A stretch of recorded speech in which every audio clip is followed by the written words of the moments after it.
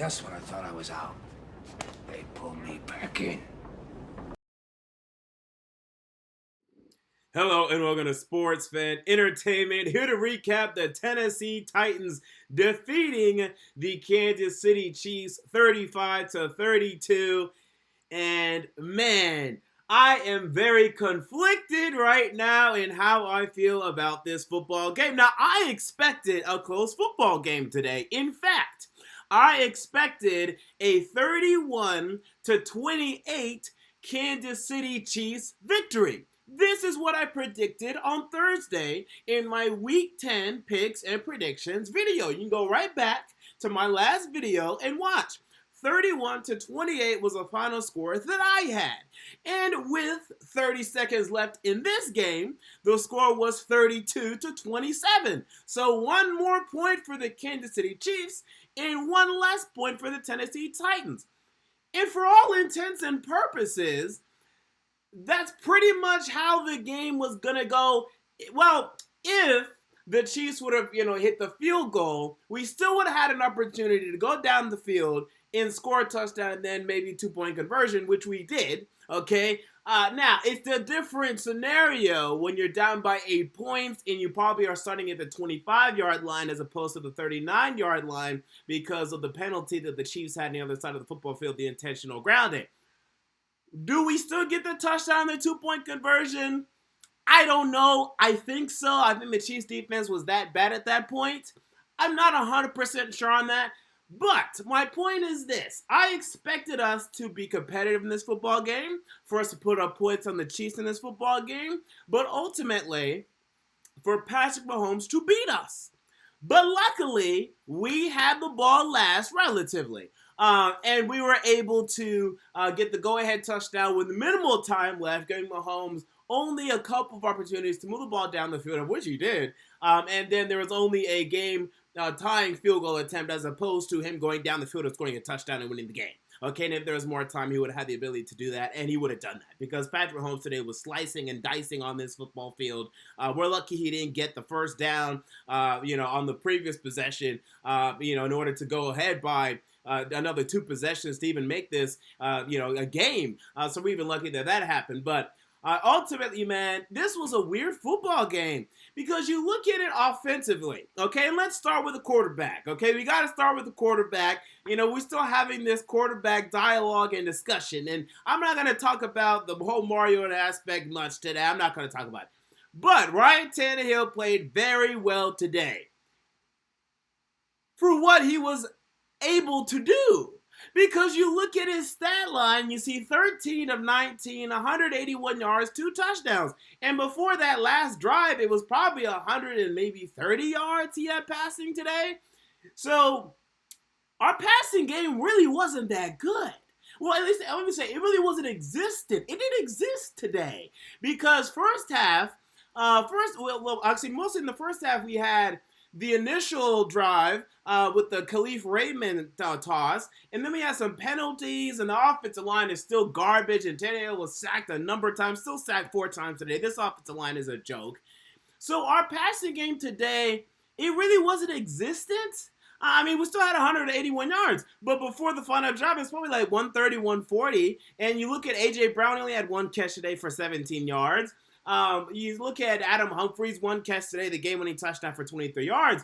So make no doubt about it, Tannehill played very, very well, especially that last drive to win us the game. That was fantastic stuff from Ryan Tannehill. And one of my gripes with Ryan Tannehill versus Marcus Mariota, I see Mariota more times in his career go down the field and win his team the game than Ryan Tannehill in his career in Miami. In Miami, he was there for 7 years, and I saw it more Mariota in 4 years, and I saw 7 years Ryan Tannehill in Miami. But you saw the fighting spirit, you saw his effort, you saw his tenacity, his leadership. He did a fantastic job on that final drive, and he did a very good job today for the 19 passes that he threw. But again, still, this passing offense is not very good. The offensive line is still garbage. But luckily for us today, the Chiefs are so awful in terms of the run defense. That was the secret today. Derrick Henry in his domination, that's the MVP.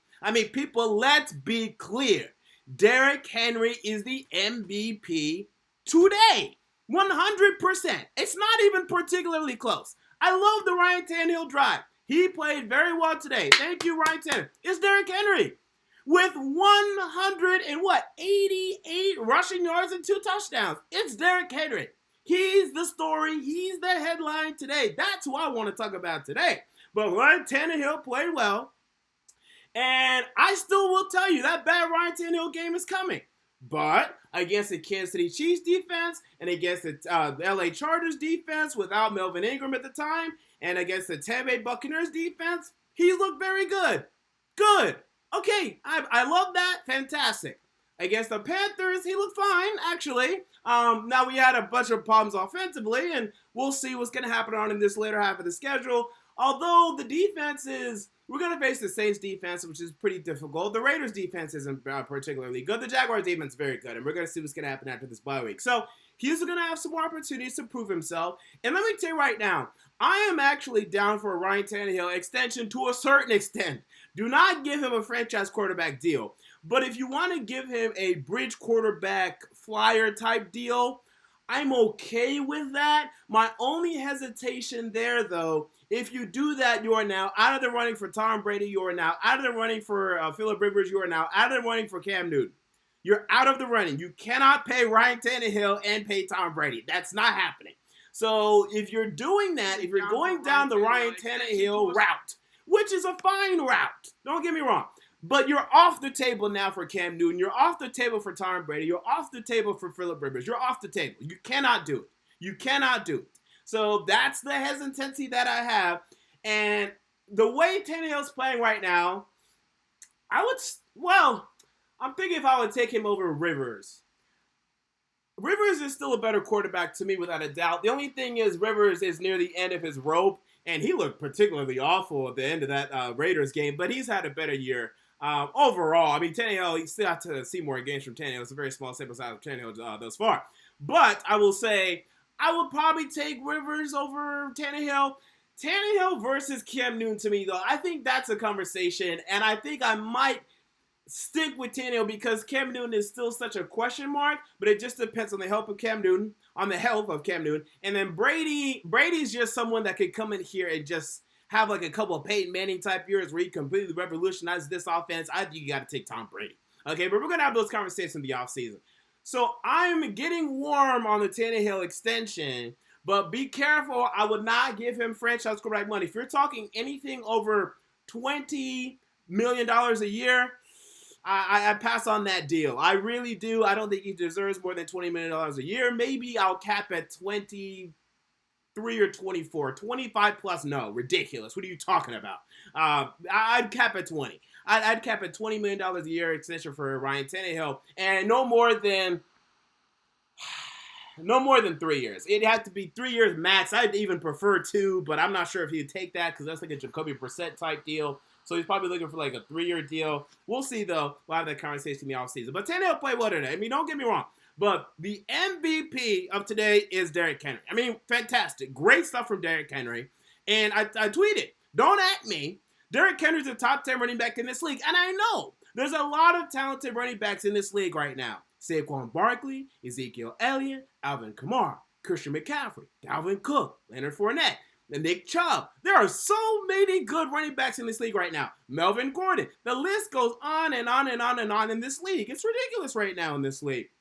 He's the top 10 running back to me. You saw the graphic today. Most rushing yards in this NFL since week 14 of 2018. And he just extended that lead just now. I mean, the guy is an absolute beast. And if only we had an offense that could just be committed to running this guy consistently, which we finally did today. No carries for Dion Lewis. Thank God for that. I mean, I don't know why it took us 10 weeks to finally understand it. Don't give Dion Lewis even a snap. I think we had one snap today, maybe a couple, but I noticed only one. It was at the very end of the game, that 4th and 17. Derrick Henry should be playing most of the snaps. Dion Lewis stinks. I know Derrick Henry isn't the best route runner. I don't care. He should be out there. He should be getting every carry. There's not one carry he should not be getting right now. I would love to have a complimentary back next year. We don't have one. So as of right now, Derrick Henry needs to get every carry for this football team, except for maybe Ryan Tannehill or the occasional wide receiver or hopefully a Dory Jackson on an end around or some nonsense like that. Derrick Henry is a beast. He is a dog. He needs to be fed. That's the secret. And I don't know why it's such a secret. It's the most obvious thing. He's been the engine for this team for the past 2.5 years. Okay, ever since we committed to running him in the middle of 2017, he's been the guy. When he's doing well, our offense is doing well. I mean, it's just that simple. I mean, he was a big part of that Kansas City Chiefs victory in the playoffs. He was a big part of the Kansas City Chiefs victory today. The Chiefs can't stop Derrick Henry. Not many people in this league can. We have to commit to blocking for Derrick Henry, and then it opens up the passing offense, which will always struggle under Arthur Smith, but, at least to a certain extent. So here's the thing. I'm conflicted when it comes to this game because I think this game literally buys Arthur Smith a whole nother year. Unless if we lose out, and that's possible, but unless if we lose out, I think now, because I had us going 6-10, right? But now it's 7-9 because this is one win I did not think we were going to have. So I think we'll win. I think we'll beat the Jaguars off the bye week, and then I think we'll beat the Texans once. I think that's what's going to happen. I think we're going to lose to the Raiders right now and how they're playing, but we'll see. So we're looking at like 7-9, maybe 8-8. 8-8 max. We're not going better than 8-8. I don't know. Maybe this might be the catalyst, the snap for a playoff run. I'm not buying it. Guys, last week we just saw us get demolished categorically by the Carolina Panthers. I mean, that was last week. I mean, let's not forget what happened last week. It was a week ago, and we're already forgetting what happened last freaking week. We got demolished categorically by the Carolina Panthers. So let's cool off on this. We're about to make a playoff push talk. So anyway, I say 8-8 max. I think that buys Arthur Smith another year. I say they might extend Tannehill. They say, okay, let's go a whole year with Arthur Smith and Ryan Tannehill. And are y'all really excited for that? I mean, are y'all really excited for that? Like, I'm sorry. I'm just not. It'll be fine. It'll be just like it is now. We'll win some weeks. We'll lose some weeks, but we'll be middle of the pack. We're not going anywhere. Where are we going? Tannehill was still sacked 4 times today. This is not okay. It's not. Taylor Lewan stinks. I mean, this is incredible how bad Taylor Lewan is right now. A holding call, unnecessary roughness call. I mean, incredible how many penalties Taylor Lewan is producing on this season. He is leading this team in penalties, and he missed the first 4 games. I mean, this is insane right now. So, this offense, I cannot go another year with this offense. I can't do it. And I just fear that this one win is something that Amy Adams Strunk is going to circle and say, this is proof that the Titans under Mike Vrabel can win, can go to a Super Bowl. Let's go another year with Mike Vrabel. I know that's what's going to happen. But let's go another year with Mike Vrabel and Arthur Smith as our offensive coordinator. Tighten up. That's exactly what Amy Adams Strunk is going to say. Exactly. Word for word, 100%. And then Mike Vrabel and his mustache is going to be up in the press conference, up in the post-practices, pre-practices, OTAs, yada, yada, yada, saying the same junk. And then we're going to get it. We might get excited. We're going to make some roster moves. We're going to get excited. We're going to expect the playoffs again. And it's going to be the same thing. Like, I just don't see the improvement. Where is the improvement going to come from? Because the talent is there. Like, literally the talent's there. We see what Derrick Henry could do when he actually has blocking. We see what Ryan Tannehill could do when he actually has, some decent blocking. Their blocking is still not good. But we still see that time. Ryan Tannehill's a talented guy. Mariota, I'll still defend. He was a talented quarterback. A.J. Brown is one of the most talented rookie. First of all, he's right next to Kenny Brady in terms of being the most talented rookie wide receiver we've ever had. He had 1 catch today for 17 yards. We can't use him. We can't utilize him. On a day that Corey Davis is out, A.J. Brown had 1 catch. What is going on? There is no reason why A.J. Brown should not be the new Juju Smith-Schuster of this league. What's the reason? Why is A.J. Brown not the Juju Smith-Schuster in this league? The new Juju Smith-Schuster. Why is he not? Why? He's literally Juju Smith-Schuster from his rookie year. 100%. There is no difference between A.J. Brown rookie year and Juju Smith-Schuster, except Juju Smith-Schuster actually had a prolific passing offense to work with. And we do not. That's the only difference. The only reason Derrick Henry is not considered to be a top 10 running back in this league, or is a forgotten commodity when it comes to being a top 10 running back in this league and a top offensive weapon in this league, is because we can't consistently create a consistent running game. A consistent run game plan. We can't coordinate the run game well at all. So I'm conflicted. Look, I'm happy the Titans won. I like when the Titans win. I had not mailed in the season yet. I do think it is over. I don't think we're making the playoffs. I mean, I'll give us a slight chance, okay? Because I do think we're going to come out next week. Oh, not next week. After the bye week. Next week is the bye week. I do believe we're coming out in 2 weeks and we're going to defeat the Jacksonville Jaguars in Tennessee. This is what I believe. We will be 6-5 at that point. We will then be traveling to Indianapolis, where right now they are actually losing to the Miami Dolphins. I don't know what's going on over there. But maybe this division becomes open for grabs at that point. Maybe the Texans lose a game or two. Maybe the Colts lose a game or two. And hope will be there. But I don't buy it. It was just last week.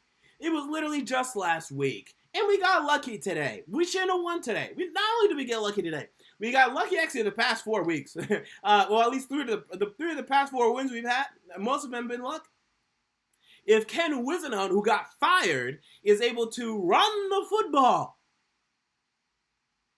at the goal line, just run the football. Okay, that's an L for the Tennessee Titans on that day. And by the way, let's give props to Josh Kalu, who had the field goal block today. I thought it was offside. First of all, I really, really do. I haven't seen it slow down yet, but let's say they called offside. If they call that offside, we go to overtime, we probably lose today to the Kansas City Chiefs. And then on the previous possession, if the Chiefs are able to get a first down, we probably lose today. Like, the Chiefs dominated today for the most part. I'm just not really buying into the 3 of the past 4 wins here. I'm just not. It's maybe this might be the beginning of a playoff run. Like, it could happen. It happened similarly to the Dallas Cowboys last year, although they traded for Amari Cooper. That was their catalyst. But, there are teams that are going to wake up midseason, and maybe we are that team. I'm just not buying it. I'm not buying it yet. And if that happens, if we end up making that playoff push, then great. Then maybe Vrabel is the guy. Maybe Arthur Smith is the guy. Maybe Mariota just stunk, and it was all on Mariota. But all I know is Ryan Tannehill is still getting sacked 4 times a game. Okay, literally he and Mariota getting sacked the same times a game. The only difference is Mariota had that huge Saxonville game, and don't worry, we're about to face Saxonville in a minute. So I'm sure Ryan Tannehill is going to catch up in terms of sacks per game between he and Marcus Mariota. So you can just wait on that. So they're getting sacked the same times per game. This offensive line is one of the worst offensive lines in NFL history in terms of pass protection. It is absolutely dreadful, absolutely god-awful. Nate Davis is the new Jeremiah Putowski. It's ridiculous. It's ridiculous. And again, we're going to see how Tannehill performs later on down the stretch. Did he play well today? Yes. Was this a bad defense today? Yes. Did he play well against the Tampa Bay Buccaneers? Yes. Was that a bad defense? Yes. Did he play well against the LA Chargers? Yes. Was that a bad defense? Yes. Did Mariota play well against the Browns? Yes. Was that a bad defense? Yes. Did Mariota play well against the Atlanta Falcons? Yes. Was that a bad defense? Yes. So, when we face bad defense, we can do something. Whether it's Mariota or Tannehill, we can do something. Yay. What happens when we face more difficult defenses, when we face Jacksonville in 2 weeks? We'll see. We'll see. But I want to be hopeful. I really do. I want to believe that this win is the beginning of something new. Okay, the start of something new, something precious, a playoff run. That Tannehill was just being misused in Miami, where you can grant this now. You can look at this. Adam Gase is awful right now in New York. So now Ryan Tannehill has escaped Adam Gase. He has escaped also Joe Philbin, who his former head coach as well in Miami. He's also escaped that bad Dolphins offensive line, and he's behind a bad offensive line now. But he actually has a run game for once, at least a consistent one. And relatively. Let me back up on that. He has a very good running back for once. And his wide receivers, he had Jarvis Landry in Miami. But I want to say his wide receivers are better. I want to say, but it's hard to even say because we don't throw to our wide receivers. We don't move the ball. So how can I even say that these are better wide receivers? Adam Humphries had one catch today. A.J. Brown had one catch today. Corey Davis and A.J. Brown are both going to have like 700 receiving yards this year. That's sacrilege. Adam Humphries is going to have 300 or 400. We were talking about, hey, is it possible for Corey Davis to break 1,000 yards? He's not going to even sniff it. He's not even going to sniff 1,000 yards. A.J. Brown ain't even going to sniff 1,000 yards. He's going to get 700. 700 receiving yards for A.J. Brown and Corey Davis. Ridiculous. Without Delaney Walker playing. Delaney Walker isn't even playing. Deion Lewis isn't even catching anything. And still, we're not going to have not even close to a 1,000-yard receiver in Tennessee. I mean, this is just incredible. This is just incredible. So, I do not want to go a whole nother year with this offense, but I think that's where we're headed. He's going to retain Arthur Smith to me. But the one thing, he has to fire Keith Carter, the offensive line coach. Like, he has to. There's just no way you can stick with this guy. I mean, even right now, the fact that he's still walking on the sidelines is sacrilege. It's blasphemy that Keith Carter, the offensive line coach, is just walking around. As an offensive line coach for this football team, one of the worst offensive lines I've ever seen. And I think it's the worst offensive line we've ever had in Tennessee. Like, 2011 was bad. When Chris Johnson couldn't even get past the line of scrimmage, that was bad. This is worse. I mean, this is otherworldly bad right now in Tennessee. It's incredibly bad. 2014 was bad with Michael Orr. Oh my God, Michael Orr and Byron Bell. That was bad. This is worse. There's more talent right now, but the way they're playing, the penalties, the pass protection, it's awful. And by the way, I still think Tannehill might get hurt because, again, this is not a very... Luckily, he's had some time off, so maybe he's become more durable with his time off. But this is not a very durable quarterback here. I still think we might have a Tannehill injury down the pipeline if we cannot protect this guy. If he continues to get sacked 4 times a game, I'm telling you right now, Tannehill is likely to get hurt. So we'll see. Be very cautiously optimistic about this win. I'm just warning you all right now. I'm not buying it. I want to buy it. If we beat the Jaguars, I'm still not buying it because I think we're going to beat the Jaguars. If we go to Indianapolis after that and we beat Indianapolis in Indianapolis, I'm going to start to buy it. I'm going to start to buy it. And I hope that I'm not going to be disappointed because I probably will be. But the season is not dead yet. It's very close to it. It's, hanging by a thread, hanging on a needle. And we're going to see what's going to happen. So if you have any questions for me, at me in the chat, at SportsFan Entertainment. And I will answer some questions, and then we will get out of here. Let me scroll back to the past comments, see if I missed anything. All right, Hoop said, at SportsFan Entertainment, the Titans are confusing. They'll beat a good team like the Chiefs, then lose to a bad team like the Dolphins in the same season. Well, not like the Dolphins. We never lose to a team that bad. Well, I won't say never, but not in recent years. Now, a couple years back under like Mike Munchak, we might have a loss like that. But we can definitely turn around and lose to like the Denver Broncos. Sure. A team like the Denver Broncos, yeah, not that bad like the Dolphins. But yeah, I mean, that's just the culture that they've instilled, the consistency of which that they have put forward for this football team. This is what I expect. And I expected us to lose today, but I expected us to compete 100%. Because this is the standard that they have set, the precedent that Mike Vrabel has set as head coach for this football team. This is what you expect the Tennessee Titans to do. This is what you expect them to do 100%.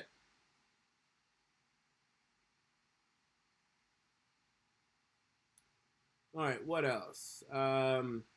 Woody Banter 96 says, we don't know if the Colts are going to have Jacoby Brissett. I assume you're talking about whenever we face them. Jacoby Brissett's injury isn't that bad, right? He should be back by then, so I'm pretty sure he's going to be back by that point.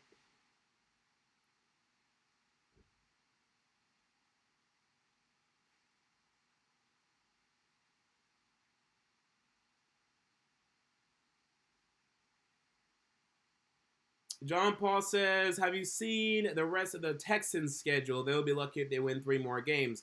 Well, I don't know about that because, like, the Texans are a very talented team, and even if they have a difficult schedule, they can still pull out wins without a doubt. So, the way Deshaun Watson is playing, they can beat anybody in this league any given week. So, I don't really care how difficult their schedule is. They're going to get their wins. They're going to get at least 10 wins to me.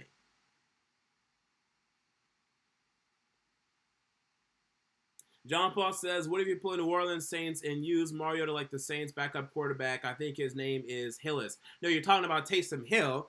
And, the very interesting thing, I don't know why we don't use our athletes. I tweeted this today. Remember we used to use Adoree Jackson offensively. This is a guy that played receiver at USC. Pretty often, especially his second season, he was a receiver and a cornerback. He played both, as well as being a kick and a punt returner. And in 2017, we used him offensively. And he had 5 carries for 55 yards and 3 first downs. We haven't used him in the Mike Vrabel era offensively. Why? Why? This is the fastest guy on our football team. Why is this guy not being used at least a little bit offensively? Because you can see what Tyreek Hill does with his unadulterated speed. And I know you don't always have to throw your cornerbacks out there offensively. But when you have a cornerback who played wide receiver in college, who literally was billed coming out of college as a cornerback / kick returner / punt returner / wide receiver, that was literally his bill. He was an athlete. And we were promised, this was a different coaching staff, but we were promised he's going to be used offensively. Why is he not being used offensively? And then Mariota, who is a very athletic quarterback. Think about the most athletic quarterbacks, or at least that have started this year in the NFL, right? I'm not going to count the backup quarterbacks like Taysom Hill. Lamar Jackson 1. Kyler Murray 2. 1 healthy Cam Newton 3. 4, maybe Deshaun Watson. Maybe. But personally, I'm taking Mariota as a better athlete over Deshaun Watson. He definitely ran it better 40 time, 100%. Mariota, I think, is the 4th most athletic, at least fast. Let's say, because athleticism does incorporate a bunch of traits like hurdles and whatnot. But no, even with all that involved, even with the verticality and agility, all that. Yeah, Mariota is the 4th most athletic quarterback in this league, and yet I know we were trying to keep him healthy, but at this point, he's just sitting there on the bench. He's still one of the most athletic players and most dynamic players we have. Throw him out there. Throw him out there. Let him run around a little bit. Use him like Taysom Hill. But we have no creativity. We don't use anybody creatively on this team at all, whatsoever. We don't run any end arounds. We don't run any creative screens. We don't run any flea flickers. We don't run anything. When was the last creative play that we've had?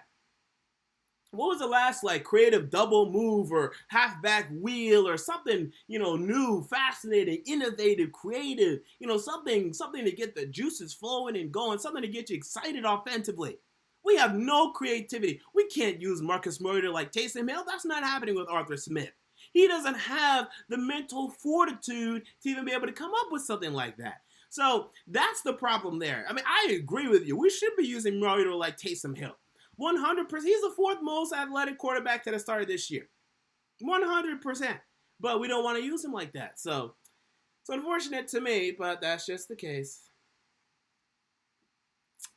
All right. Woody Banner says, do you know the status of Brissett's injury? I don't know it right now, but as far as I know, it's not that bad. He should be back even next week, but we'll see.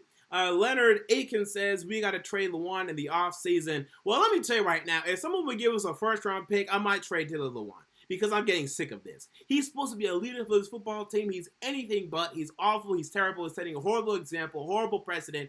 Who was talking trash about him?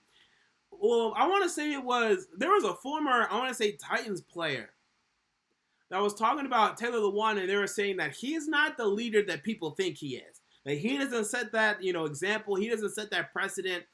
I want to say, someone in the chat knows, but someone said that this week, and I 100% agree, man. It's ridiculous right now with Taylor Lewan. Serrano Rivada says, we lost to the Dolphins just last year. Okay, yeah, those Dolphins, not these Dolphins. Yeah, we'll lose to the 7-9 Miami Dolphins. That team went 7-9, or maybe 6-10. Yeah, we'll lose to the 6-10, 7-9 Miami Dolphins. We're not going to lose to the 0-16, 1-15 Miami Dolphins. That's not going to happen. Minecraft God 69 says, should the Titans bring back Conklin?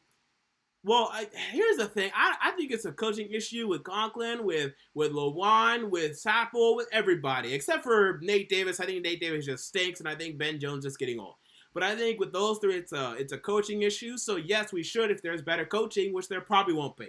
So, it is what it is. I miss Mike Mularkey and Russ Grimm and the way that at least coached his offensive line. That's the one thing I can hold on to and say, that's something we had correct. And it's completely gone away. And Rod740 says, do you think Henry will continue to produce more as weather continues to get cold? Yeah. As these cornerbacks and these poor tacklers are, more reluctant to really tackle him and bring him down and, really be able to come strong at him. Yeah, he's going to have some success, and he definitely had some success today, and it was great to see. Jacob McLaughlin says Taylor Lewan needs to go. And I'm telling you right now, man, this is just ridiculous right now. I can't believe it right now with Taylor Lewan. It's so disappointing. So disappointing. Leonard Aiken says we gotta also push for another pass rusher like Beasley or maybe Vernon. Oh yeah, I didn't talk about the defense much today. Oh, and I really wanted to call out two guys. Number one, Rashaan Evans. Fantastic. The best game of his professional career. Let's talk about Rashaan Evans. A sack today, 2 tackles for loss, and the scoop fumble recovery for a touchdown. Incredible play by Rashaan Evans today. Now, he still has some coverage issues with Travis Kelce. He's not a great coverage linebacker. We know that, and that was proved today. But just to be able to make his plays, these were not average plays. This guy is better than average Williamson to me at this point in his career than average Williamson was at that point in his career. I like Rashaan Evans moving forward. And then Harold Landry, man, he is our guy. He is our pass rusher. He's becoming an elite pass rusher in this league. You look back at that 2018 NFL draft, he is leading all of those participants in terms of sacks this year. So he's the best pass rusher from that draft in terms of just getting sacks.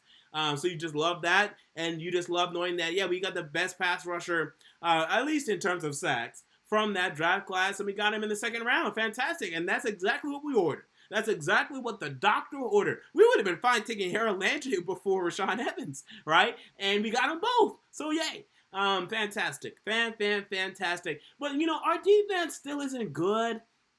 Or let me say it's not good. It's not elite. And I don't know why people said it was elite. It's good. It's not elite. And hell, today it struggled. And I know you're going up against the Kansas City Chiefs. Great offense. Patrick Mahomes is fantastic. It shouldn't have struggled that much today. Mahomes was unstoppable today. And there was a lot of deficiencies, a lot of problems. Adoree Jackson had a nice play here and then would miss a play there. Nice play here, struggle there. Tyreek Hill killed us today. Logan Ryan had, he missed on Mecole Hardman whenever he zoomed past. So there was a lot of problems today. We're missing Malcolm Butler. He is out for the season. He is on IR. So I think this defense is going to continue to be more of a problem, actually. The defense is unraveling, people, and this is not good. As we're about to face the Houston Texans, or as we're about to face the New Orleans Saints, as we're about to face the Oakland Raiders right now, who can move the football with Josh Jacobs at the running back position. This is not a good thing. Right, so we need to be able to hopefully shore up this defense because the defense is struggling right now. And this is very, very, very worrisome. The defense was always good. It was never elite. It was never great. I had big problems when people said that it's a great defense. Sometimes I'll say that. Actually, even me, I'll be like, oh, what a great performance. This is a great defense after we face, like, the Buffalo Bills or something. But it's not a great defense. It's not an elite defense. It's good. It's missing a shutdown corner, at least a consistent shutdown corner. It's missing a pass rusher opposite of Harold Landry. It's missing Jarrell Casey today, who was out. And it's missing some more experience. And I still look back, and no, 100%. I tweeted this, I want to say last week. You look back at that 2017 NFL draft, bro, we should have took Jamal Adams 100%. Look, I know we would not have a wide receiver outside of A.J. Brown right now. That's fine.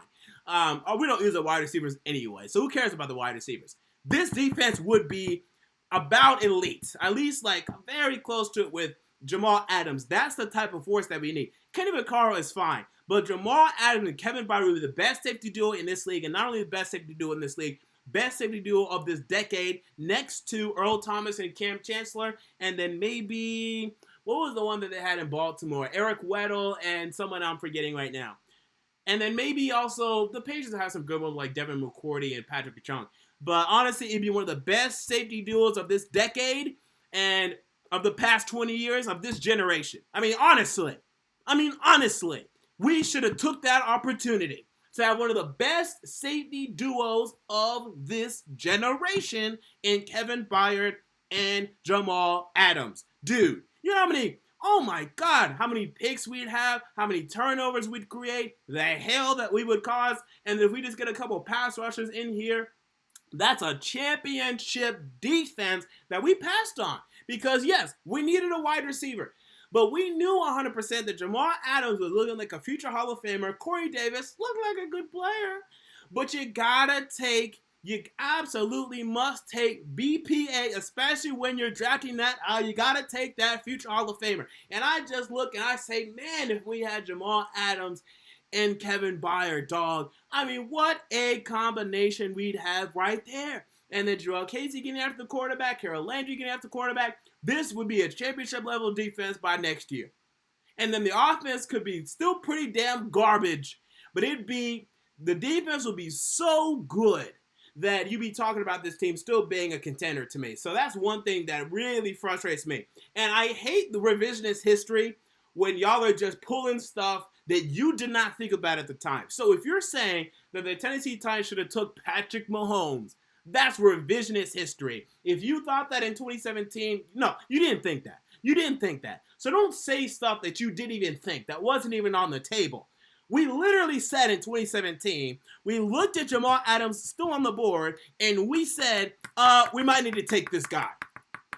This is not revisionist history. That's what we said. That was my thought. I was live. You can go back. I was live for that draft. I was literally sitting not here, back at Vanderbilt, live, saying we got to take Jamal Adams. If we take Jamal Adams right now, our defense will be elite. And I looked back at that pick, and I had problems with that pick. And we took Adoree Jackson at 18, and I would have took O.J. Howard, and that probably would have been, not a very good pick. I think O.J. Howard's a good player. He's been injured most of this year. So, yeah, I'm right sometimes, and I'm wrong sometimes. But number 17, or not number 17, that 2017 draft, number 5, Jamal Adams. Bro, this defense will be elite next year, championship level defense. So that's one thing I always look back and I think back about, and that's one thing that bothers me about John Robinson. But he's still a great general manager. I don't know where we're going. I don't know where we're headed right now as a football team. Honestly, I don't think we're going anywhere. I think we're staying in this, mediocre realm of which the Tennessee Titans have dwelled for the past decade. I think that's where we're staying. I don't care if it's, and it's probably going to be Ryan Tannehill and Arthur Smith and Mike Vrabel next year. Until we get that new generational head coach in here, that's what we're going to have in Tennessee. So with that said, is there any more questions I want to answer, or is that it? Oh, D. Davis24 says, should we get Greg Roman from the Ravens? Honestly, I'm into him, but the head coaching conversations are ending today. Mike Vrabel is going to be extended unless if we lose out, which we're not going to. Or no, he's not going to be extended. He's going to be kept. Excuse me. He's not going to get extended. Mike Vrabel is not going anywhere, especially after the win today. Forget about it. So the head coaching conversations, they're over. They're done. So I'd like to have Greg Roman as the head coach. It's an irrelevant conversation as Mike Vrabel isn't going anywhere. I think offensive coordinator is still on the table, but after today, I think Arthur Smith might have bought him a whole nother year. Unless if our offense really regresses in the upcoming 6 weeks or 7 weeks, because one of them is a bye week, then maybe. But I think Arthur Smith is going to be around for another year. And you guys in the chat, you guys knew what I was talking about. It was Eddie George that was questioning Taylor Lewan's leadership, and that is not something that you want to see. Okay, so that is something that is very, very, very concerning. Hoop is very adamant on this question. Do you think the Rams will make the playoffs? I'm 50-50 on that right now. Let's say sure. I think the Rams will make the playoffs. So with that said, that is going to do it here live. Post-game recap as the Tennessee Titans defeat the Kansas City Chiefs. What was the score? 35-32. And I'm conflicted, people. I'm not going to lie to you. I'm obviously conflicted. We'll see what's going to happen from here. I am happy, though. Mostly the Titans won today, and that's a good thing. In the short term, the only question is if it will be in the long term. Until next time, I'm out. See you all later. Just when I thought I was out, they pulled me back in.